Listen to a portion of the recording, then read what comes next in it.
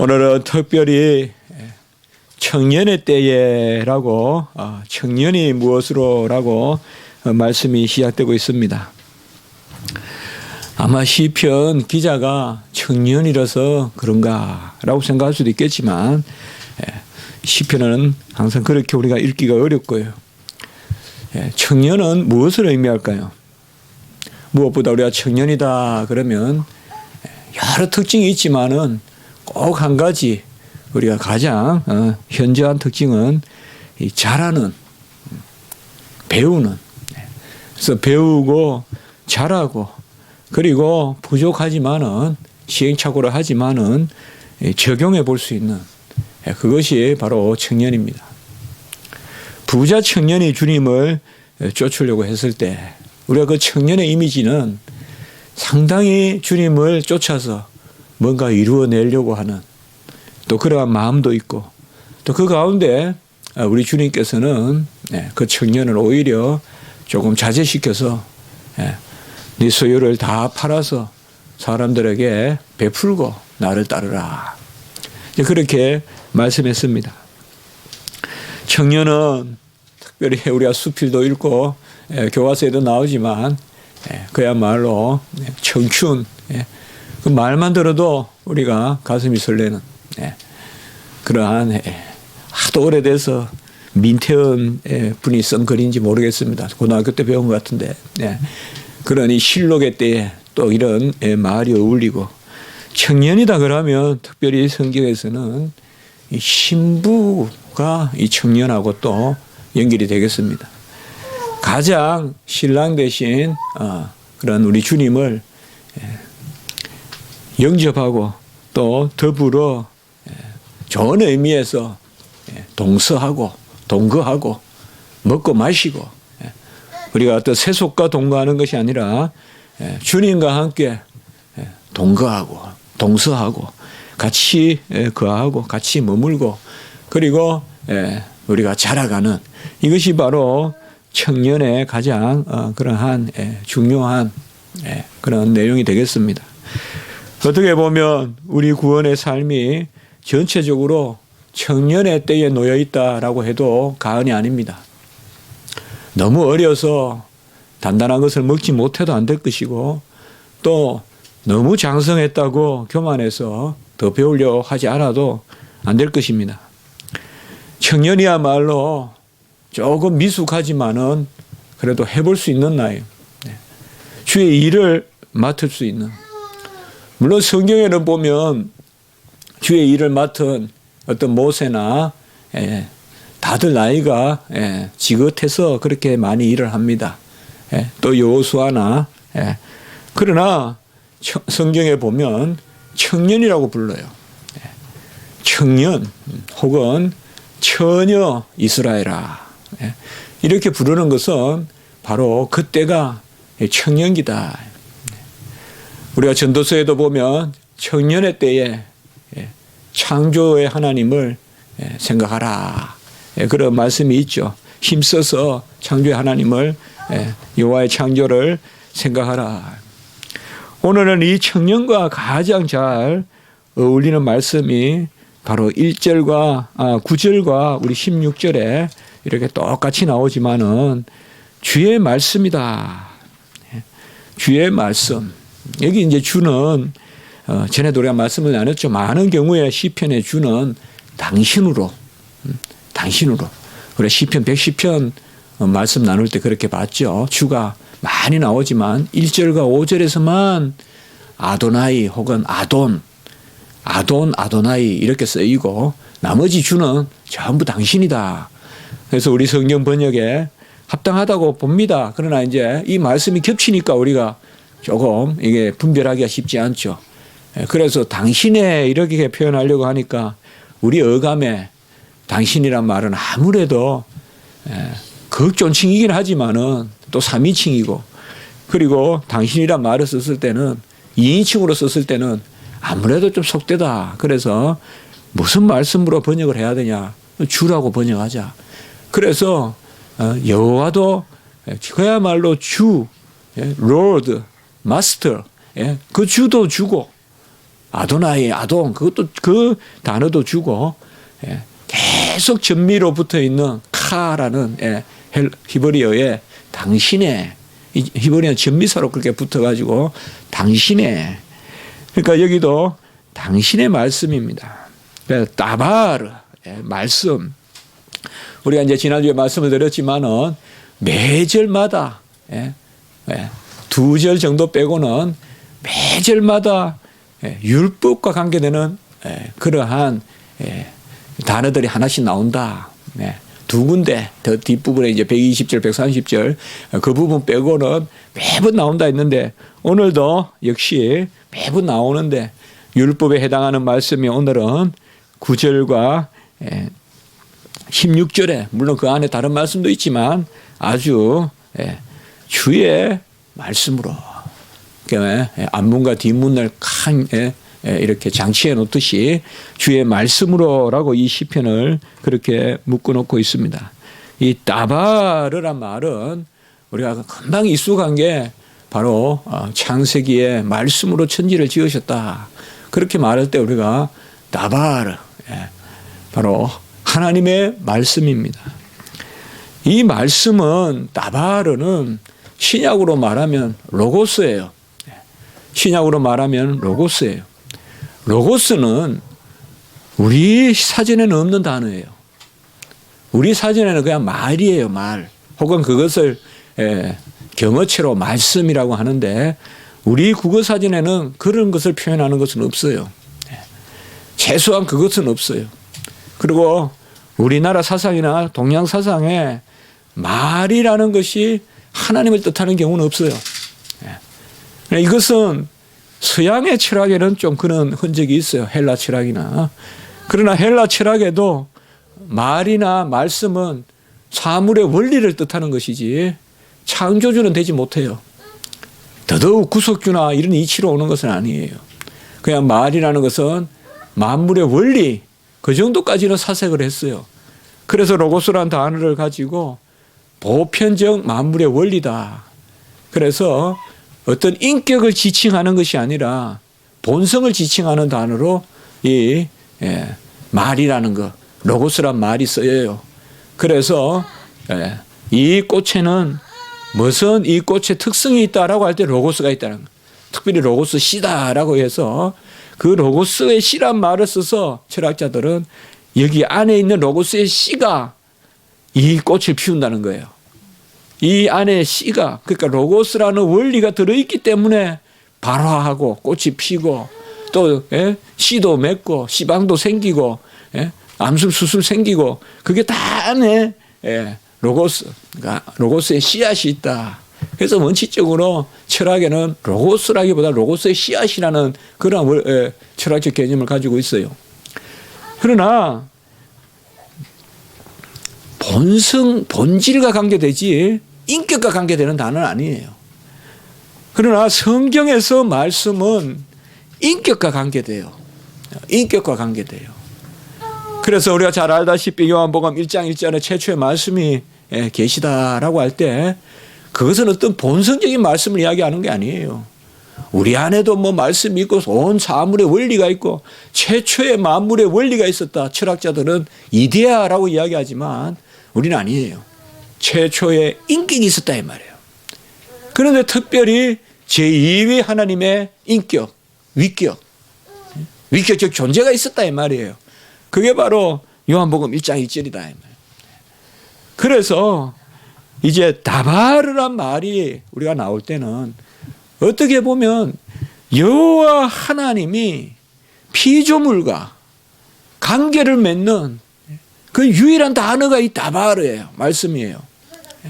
여호와 하나님이 피조물을 지을 때도 다바르고 피조물을 운행하고 통치하고 보존할 때도 다바르고 또 피조물을 온전케 회복시킬 때도 다바르예요.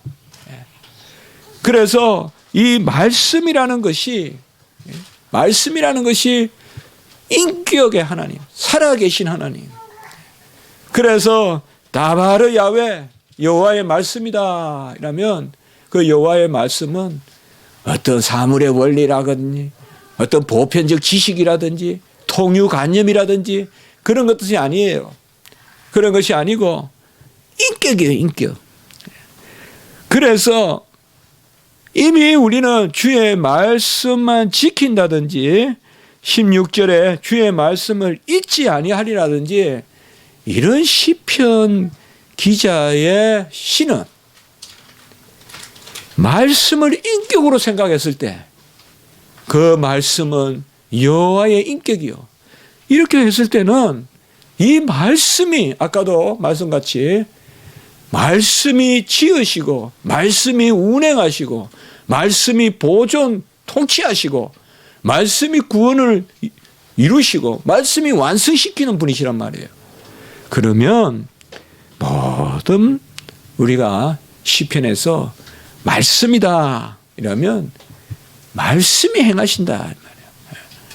주의 말씀이 나를 지키게 하신다. 주의 말씀이 나를 잊지 않게 하신다. 그렇게 읽어야 돼요.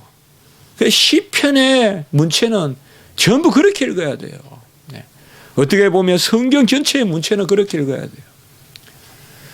그래서 우리가 그런 말을 자주 해요. 시편 따로 로마서 따로 읽지 마라 이 말이에요. 시편 따로 로마서 따로. 로마서 때는 전적 은혜인데 말이에요. 3장, 1장, 특별히 3장 전적 은혜로 하면서 시편 이런 거 읽을 때는 내 주먹을 진다 이 말이에요. 그거 아니다. 내 주먹을 지는 게 아니에요. 내가 뭐 해보겠다. 내가 여호와를 기억하겠다. 내가 여호와의 말씀을 배워보겠다 하는 그게 아니다 이 말이에요. 특별히 다바르란 말이 그런 의미가 있는 거예요. 그래서 이 다바르라는 것이 가장 구약에서 같이 쓰이는 말이 바로 호크마, 지혜다. 지혜다. 다바르가 우리 안에 역사에서 드러날 때 그게 지혜다 이 말이에요. 그게 지혜예요. 하나님의 말씀이 내 안에서 역사할 때 드러날 때 그 잠언 8장에 나오는 지혜다 이 말이에요. 뭐 잠언에는 지혜가 계속 나오지만 그러니 지혜는 뭐예요? 여호와를 경외하는 것이고 여호와의 말씀을 듣는 것이고 그게 지혜예요. 왜요? 여호와의 다바르가 내 안에 들어와서 역사하는 거기 때문에 주님이 인격으로 내 안에서 작용하시는 것 그걸 우리는 받아들이는 게 지혜이기 때문에요. 주 내 안에 거하셔서 주 내 안에 사셔서 주님 친히 행하시고 그 다바르가 지혜로 작용하는데 그것이 어떤 지혜냐? 특별히 잠언 8장에는 만물을 지으신 지혜다. 그러니까 우리 안에 지금 작용하는 지혜일 뿐만 아니라 만물을 지으신 지혜다. 그러니까 전체적으로 세상을 다스리고 알게 하시고 하는 이 다바르 혹은 구약의 다바르 말씀 신약의 이 로고스가 철학과 아주 비슷하다라고 해서 철학과 신학이 성경이 비슷하다라고 생각하기 쉬운데 그게 아니에요. 초대교회의 역사는 철학의 로고스와 성경의 다바르와 로고스는 다르다는 것을 변증하면서 신학이 발전하는 거예요. 여기에 자유주의 신학자들의 오해가 있는 거예요. 자유주의 신학자들은 신학이 출발할 때부터 철학으로 출발했다고 생각하는 거예요. 그래서 궁극적인 신학의 답은 초대교회의 답도 철학에서 찾아야 된다고 보는 거예요. 그건 큰 착각이에요. 아다나시우스도 터툴리안도 이레니우스도 저스틴 순교자 저스틴도 어거스틴은 말할 것도 없이 키릴은 말할 것도 없이 우리가 그들 책들을 쭉 읽어보면 다 잘못된 그러한 이성 잘 아셔야 됩니다. 우리는 주의 말씀만 오늘 9절 16절에 나왔을 때 주님의 말씀은 피조물 안에 들어있는 보편적 원리라고 생각하시면 안 돼요. 뭐 세상 돌아가는 이치, 예? 다들 뭐 이렇게 살아야 되고, 그게 주의 말씀 아니에요. 주의 말씀은 인격이에요. 내 안에 살아계시는 인격이고, 그래서 생명이에요. 같이 합시다. 말씀 안에 생명이 있으니 그 생명이 사람들의 빛이라. 요한복음 1장 4절이죠. 그 안에 생명이 있으니 그 생명은 사람들의 빛이라. 잘 받아들여야 돼요, 우리가. 아하고 의하고 천지 차이다. 철학적 원리로서의 나바르가 아니다. 이 말씀을 특별히 오늘 청년의 때에 무엇으로 행실을 깨끗이 하리까라고 이렇게 말하고 있습니다. 일단 청년은 아까도 우리가 말씀을 드렸듯이 자라가는 때요. 그리고 신부요. 또 주를 깊이 묵상하는 때인데 이 청년의 때에 무엇을 가장 귀하게 여겨야 하느냐. 바로 행실을 깨끗하게 해야 된다라고 이렇게 말하고 있습니다. 청년이 무엇으로 그의 행실을 깨끗게 하리까? 우리는 사람을 깨끗하게 한다 하지만은 행실을 깨끗하게 한다. 이것은 조금 우리가 또 다른 이야기 같아요. 우리 행위를 깨끗하게 한다라는 이 표현과 우리 자신이 깨끗해진다라는 것은 좀 다른 것 같아요. 그러나 성경은 이 둘을 분리하지 않습니다. 왜냐하면 바로 행위라는 것은 하나님이 우리에게 인격적으로 요구하시는, 그래서 여기에서 말하는 그의 행실이라는 것은 동물적인 행위가 아니라 의지적인 행위. 하나님이 우리에게 자신의 형상을 주셔서 우리가 그 행위를 통하여서 하나님을 영화롭게 하는 그 행실을 뜻해요. 그래서 달리 말하면 그의 행실을 깨끗하게 한다는 말은 가장 1차적으로 뭐와 관계되는가 하면 신부와 같이 잘 우리 자신을 정하게 해서 여호와께 영광을 돌리는 것과 관계돼요. 그의 행실을 깨끗하게 한다는 것은 불쑥 행위가 툭 튀어나온 것은 다른 것이 아니라 여호와가 우리를 지으신 목적을 이루는 것. 그래서 여호와가 우리가 지으신 목적, 우리 성도들이 날마다 사는 게 그거잖아요. 어떻게 하면 여호와를 즐거워하고 여호와께 영광을 돌리고 여호와께 감사할까? 다른 것은 다 부질없잖아요. 가을에 낙엽보다 더 부질없는 게 우리 선행 아니에요. 무슨 상이 나왔고 누가 상을 줄 거며 잘했다고 누가 인정해 줄 거며 부질없어요. 누가 상을 줘요? 세상에 손은 다 썩었는데 다 더러운데 그 손으로 무슨 상을 받아서 즐겁겠어요? 여호와의 감찰하시는 눈으로 우리를 지시하시고 우리에게 상급을 주셔야죠. 그래서 행실을 깨끗하게 한단 말은 여기에서는 우리 자신을 인격과 분리되지 않는 이 행위를 우리 자신을 드러내서 아까 말씀과 같이 신부와 같이 그래서 그의 행실을 깨끗하게 하리까라고 이렇게 말씀하고 있습니다. 여호와 하나님이 우리를 지으신 목적을 어떻게 우리 행실을 통하여 이룰 수 있겠나이까? 어떤 일을 할 때 우리가 이 일을 계획해서 이 일을 이루었다 이렇게 말하지 말고 이 일이 어떻게 여호와께 영광이 될까? 이게 궁극적인 목적이란 말이에요. 철학에는 보면 1차적 목적이 있고 궁극적 목적이라는 개념이 있어요. 철학에는 1차적 목적이라는 것이 있고 궁극적 목적이라는 게 있단 말이에요. 그 많이 틀려요. 1차적 목적과 궁극적 목적은. 1차적 목적은 우리가 잘 자식을 키우고 또 내가 직장 생활도 하고 해서 먹고 살고 하는 것이지만 궁극적 목적과 1차적 목적은 항상 같지 않아요. 잘 먹고 잘 사는 것이 영벌로 갈 수도 있어요. 그리고 궁극적 목적은 아니에요. 그럼 우리는 보통 1차적 목적을 이룰 때 궁극적 목적하고 같다고 생각할 수가 있어요. 그러나 그게 아니거든요. 모든 일의 궁극적인 목적은 여호와께 영광이 돼야 되거든요. 여호와께 영광이 돼야 돼요. 막 마라토너가 42.195를 뛰어요. 1차적 목적과 궁극적 목적은 다른 거예요. 예. 다른 거예요. 어떻게 보면 완전히 다른 거예요. 1차적 목적과 궁극적 목적이 같다 그러면 뛸 필요가 없어요. 그 지친 거지. 궁극적 목적은 건강을 위한 거. 마라톤만 이야기한다면 그렇죠. 그러나 우리 하나님의 백성이 행위를 할 때는 항상 행실에는 궁극적인 목적이 있어야 돼요. 왜 이 꽃을 우리가 여기에 갖다 놨을까? 왜 이 꽃을 우리가 아주 하나님께 바치는 마음으로 예배 드릴 때 이렇게 귀한 마음으로 갖다 놨을까?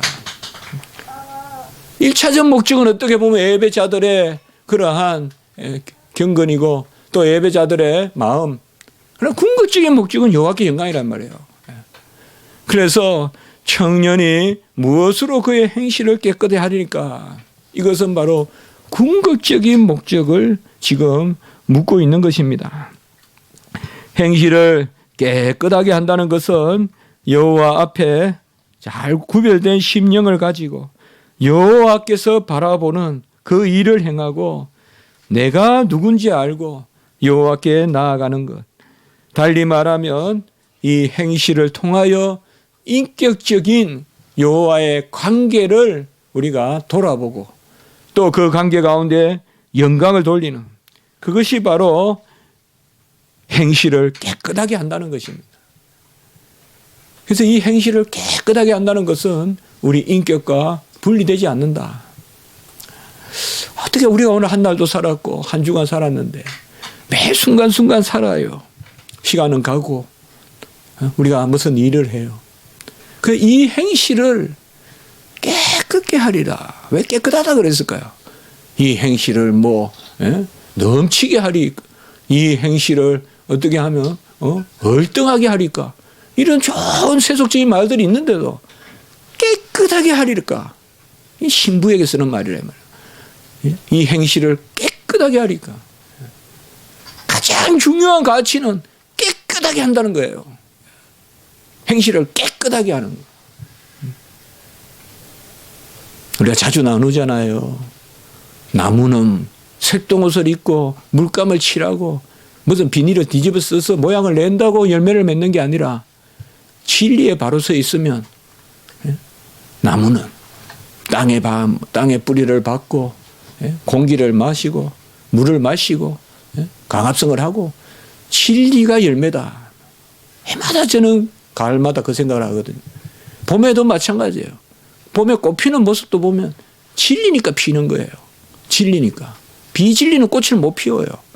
아닌 것 가지고 아무리 채석을 해도 겨울날 막 뭐 좀 그려놓고 하면 그게 살아있는 것 같아도 죽은 나무 같지만은 진리이기 때문에 봄에 꽃을 피우는 거예요. 봄에 꽃을 피운단 말이에요. 우리가 바로 깨끗하다는 것이 그런 거예요. 참 표현이 좋아요. 그의 행실을 넘치게 하리까. 그의 행실을 우등하게 하리까. 이런 말들을 안 쓰고 그의 행실을 깨끗하게 하리까. 성도들은 일단 비우는 것이요. 닦는 것이요. 그릇을 닦는 것입니다. 성도들이 할 일은 채우는 것이 아닙니다. 우리의 행실을 깨끗하게 하는 거예요.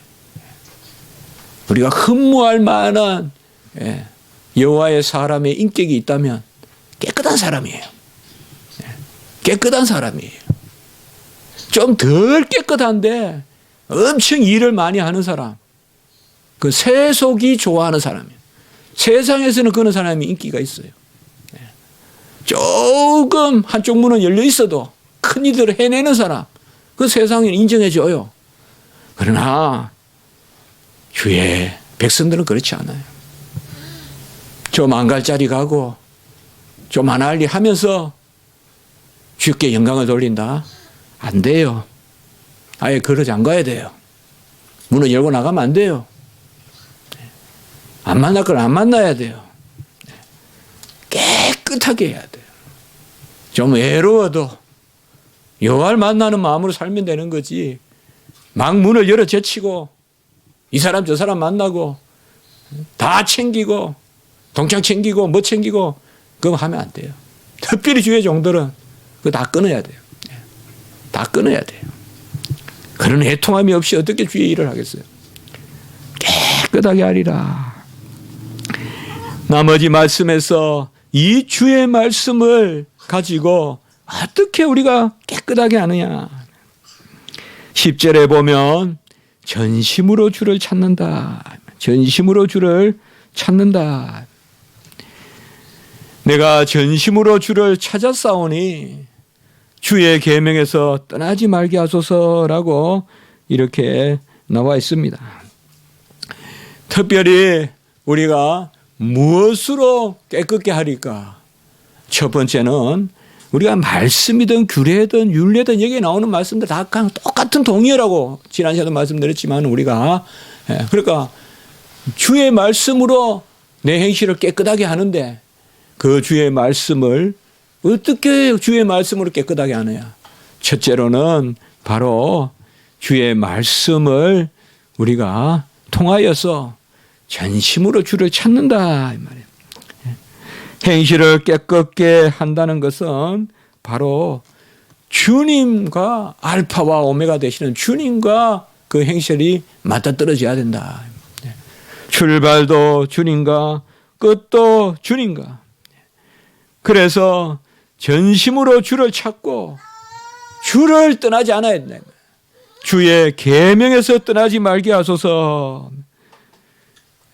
우리는 떠난다고 표현하지만은 달리 표현하면 여호와의 자리에서 여호와의 우리가 편에서 표현해 본다면 여호와께서 우리의 알파와 오메가가 되시는 것이죠. 처음이요 나중이고 시작이요 끝이 되시는 것이죠. 그래서 여호와의 말씀을 통하여서 우리가 주의 계명에서 떠나지 말게 하소서라고 이렇게 이야기하고 있습니다. 그리고 주의 말씀을 듣고 새기고 특별히 여호와의 말씀을 오늘 9절과 16절에 보지만은 바로 여호와의 말씀 가운데 속하고 요한복음 8장 47절에 보면 하나님께 속한 자는 하나님의 말씀을 듣고 요한복음 8장 51절에 보면 내 말을 지키면 영원히 죽음을 보지 아니하리라. 계속 그리고 요한복음 6장 58절에 보면 주여 영생의 말씀이 주께 있사오니 우리가 잘 아는 말씀이죠. 우리가 누구에게로 가오리까? 자, 이런 말씀을 통하여서 우리가 뭘 알 수가 있는가 하면 주의 말씀은 어떤 하나의 기술이나 하나의 어떤 우리가 무슨 일을 살아가는 처세술이나 어떤 방법론 그걸 가르쳐 주는 것이 아니라 여호와의 말씀은 동행하는 거예요. 여호와의 말씀은 동행하는 거예요. 하나님의 말씀과 더불어 사는 거예요, 우리가. 말씀을 뭐 이용하고. 그 이용하는 것과 달라요. 이용을 갖다 쓰는 거지만 여호와의 말씀은 동행하는 거예요. 그래서 금방 10절에 말씀드린 거예요. 전심으로 주를 찾아싸우니 주의 계명에서 떠나지 말게 하소서라는 말은 참 이게 시편 기자의 핵심이란 말이에요. 말씀에서 떠나지 않는다는 것은 인격에서 떠나지 않는다는 것이요. 이게 영생이지 뭐겠어요. 그리스도가 내 안에 사시는 것이니까 말이에요. 우리가 어찌 주님이 내 안에 사시냐 이 말이에요.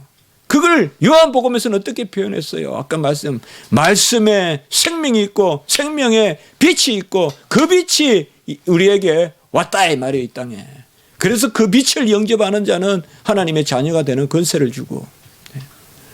그래서 구약 따로 신약 따로가 아니다 이 말이에요. 시편에서도 바로 그 말씀을 영접해서 그 말씀과 함께 살고 금방 읽었지만은 벌써 6절에 보면 나오잖아요. 베드로가 신앙이 적었다고 하지만은 그건 알고 있었단 말이에요. 주여 영생의 말씀이 주께 있사오니 우리가 어디로 가오리까? 주님이 핍박받으니까 이제 사람들이 다 막 흩어지는 그 상황에서 제자들은 떠나지 않겠다. 주님이 함께 있는 것이 말씀이 함께 있다 이 말이에요. 그래서 주여 영생의 말씀이 주께 있사오니 이 말은 말씀이 있으니까 안 떠난다라기보다 주님이 말씀이니까 주님과 함께 있다는 거죠. 네. 주님이 말씀이니까 주님이 함께 있지 제가 어디 가겠냐 이 말이에요.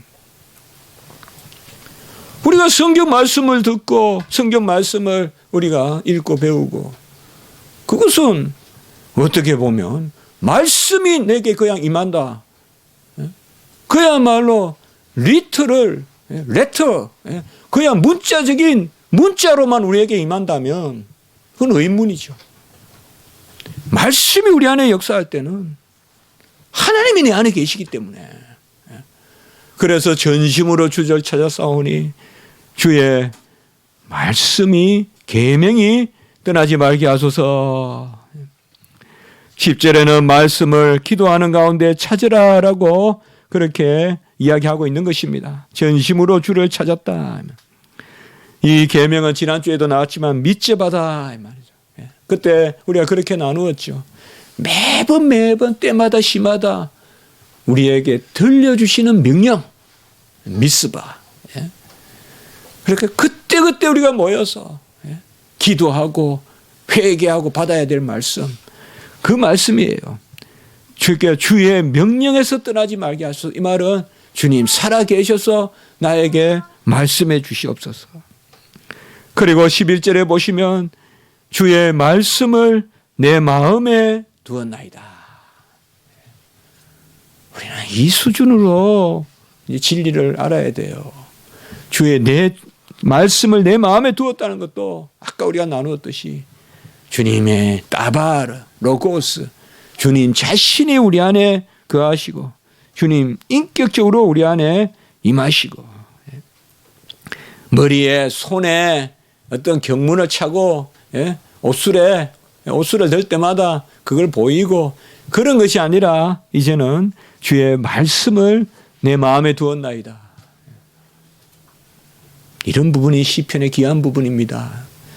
구약은 지금 레위기나 우리가 이런 부분에 보면 아직 의식이 있지만 시편은 본질을 보여주는 거예요.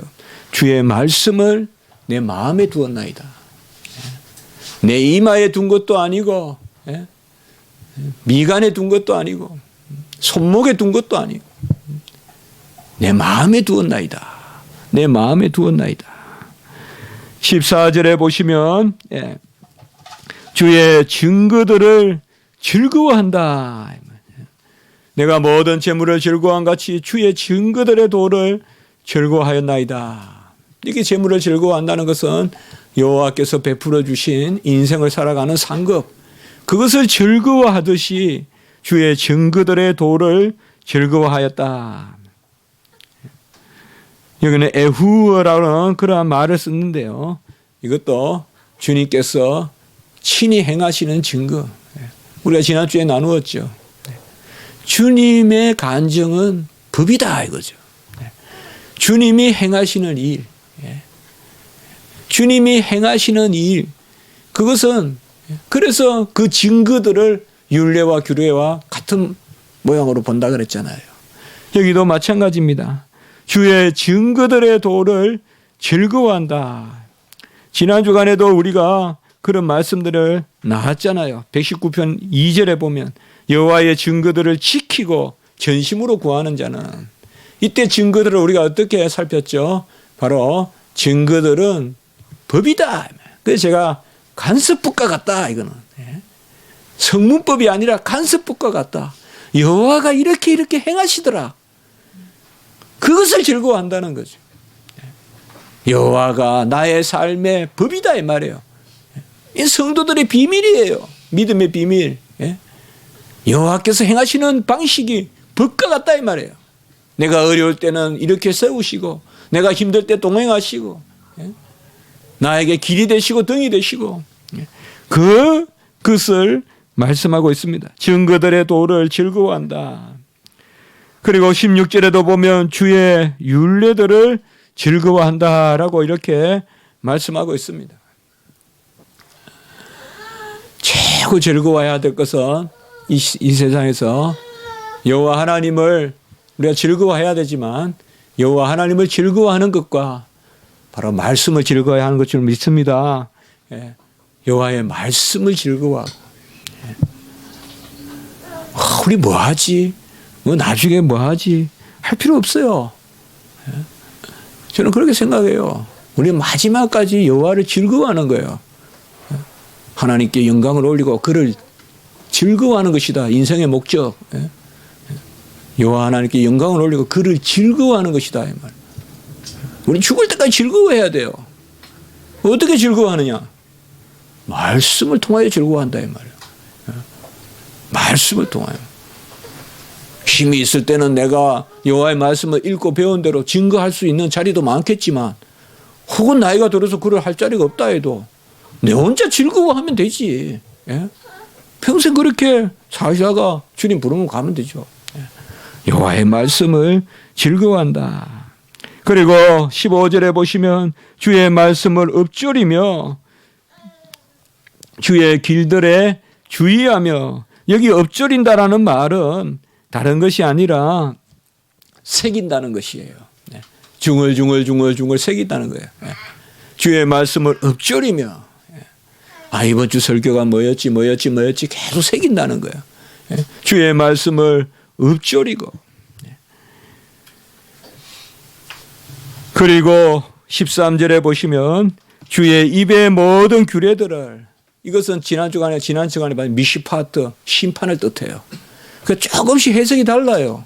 그러니까 여기서는 주의 입의 판단들을 이렇게 해도 돼요. 이 말은 주님께서 심판자로서 그때 말씀해 주시는 거예요. 그것을 13절에 보면 우리가 선포한다. 그 여기에 나오는 지금 구절들이 전체적으로 뭔가 하면 인격적인 다바르를 이야기하는 거예요. 그래, 그 말씀을 우리가 아까 보면 뭐예요? 내 마음에 두고 그 말씀을 이제 읊조린단 말은 새기고, 그리고 그 말씀을 13절에 보면 선포하고, 또 아까 그 말씀을 즐거워하고. 우리 성경 말씀을 읽을 때 칼빈도 이야기했지만 살아계시는 인격이 친히 말씀하신다. 그게 정말 큰 답이에요. 그걸 칼빈이 처음 이야기했어요. 살아계신 인격이 직접 말씀하신다 이 말이죠. 성경을 읽을 때 그게 살아계신 말씀이다 이 말이에요. 그래서 우리가 다바르란 말씀을 받는 것은 살아계신 인격이, 주여 말씀이 계사오니 저희들이 어디로 가오리까? 베드로가 이야기할 때 바로 살아계신 인격이. 그 주의 말씀을 주야로 묵상하면 얼마나 즐겁겠어요. 살아계신 주님이 말씀하시니까 말이에요. 얼마나 즐겁겠냔 말이에요.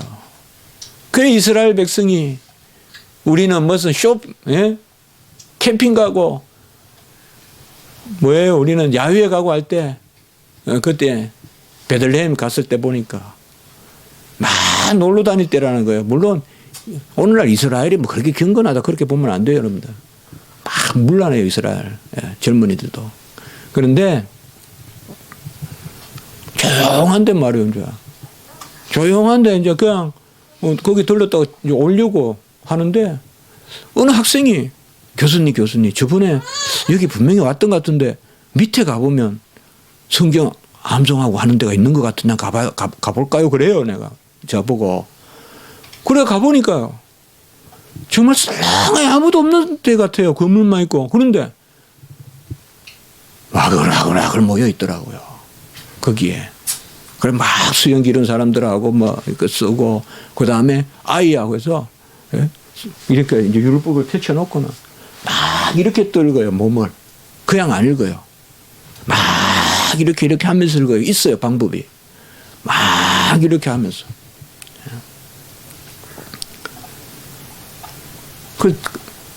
제 생각이 그런 생각이 있었어요. 아, 연휴에, 예? 놀러 왔구나, 여기. 이게 성경 읽는 거, 이 사람들은. 연휴에 놀러 와서 꼭 그 기분 있잖아요. 야, 이제 이번에 우리 3일 노는데, 거기 가서 우리 성경 읽자. 그거보다 즐거운 일이 뭐가 있냐? 그게 즐겁지 않냐? 그런 우리가 생각을 하는 것입니다. 오늘 말씀을 통하여서 다바르 야훼, 당신의 말씀, 주의 말씀, 야훼의 말씀, 이건 불변의 가치요. 어떤 일이 우리를 어렵고 힘들게 해도 내 마음이 전심으로 기뻐하고 여호와의 말씀이 떠나지 아니하고 그 말씀이 나에게 머물고 살아계신 말씀이 인격으로 친히 말씀하신다면 우리가 모든 길에서 온전하고 모든 길에서 여호와께서 우리를 기쁘시게 하는, 그래서 주의 말씀을 우리가 바라고 주의 말씀을 잊지 않고 16절에 보면 그렇게 사는 것, 여호와의 말씀을 잊지 아니하리라라고 이렇게 말씀하고 있습니다. 여호와의 말씀으로 우리가 다시금 온전해지고 그 말씀을 즐거워하고 말씀이 임하면 주님이 꼭 임해서 우리 위로하시기 때문에, 달리 말하면 말씀드리면 주님 나와 만나 주소서, 동행하소서, 이것은 주님 말씀이 내 안에 임한 것이요. 그게 주님 간밤에 나를 만난 거예요. 주님 간밤에, 주님은 여호와는 얼굴이 없는데 어떻게 우리를 만나요? 무슨 재주로 우리가 봐요? 여호와의 말씀이 내 안에 간밤에 임했으면 그 다음날 우리는 증거하는 거예요.